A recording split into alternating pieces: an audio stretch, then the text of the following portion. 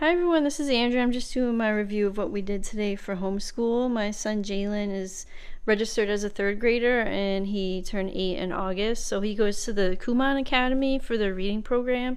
So he did his homework on his iPad. We did a lesson in Level 2 Language Arts from the Good and the Beautiful, and we reviewed some of the Booster C cards to go with it. And then he read from My Third Nature Reader. This is all from the Good and the Beautiful. And as part of that lesson today, we used this whiteboard, and he was reviewing how to spell some sight words. Also, I read a couple of chapters from Dr. Dolittle to him, and this is a read aloud from the Book Shark curriculum. And while I was reading, he did some level 3 handwriting. He's starting to learn cursive, so he's only on like the second or third page.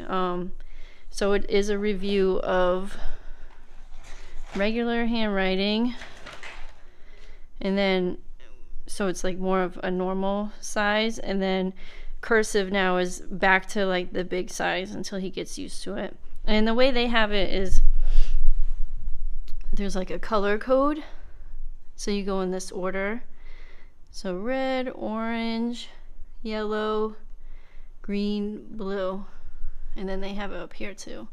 So that's something if you want your kids to learn how to do cursive. Also, he did a page in there while I was reading that I was still reading. So we have this. It says get ready for first grade, but like most of it's review, of course. Like I was just having him review handwriting, but there's also money in here. We did money the other day. We did a review of time. There's some math. Some of it, I think, like if this is supposed to be for a kindergartner or a first grader, some of it I think is pretty advanced. There was a page the other day, it was working on contractions. So, like the time was easy. He did that a while ago, and then eventually it's, the days of the week. So most of it is review. There's even a science section. But some of it I thought is stuff that he just learned recently, or he is learning right now. So we've been working through that just as like busy work, but also as a review. So that is what we did today. It was we took a lot of breaks today. He's struggling right now with reading. It's something that he's just a reluctant reader. He doesn't like reading, so he's trying to avoid it, and I'm trying to get it through his head that, like, it doesn't matter, this is what's important, it has to get done.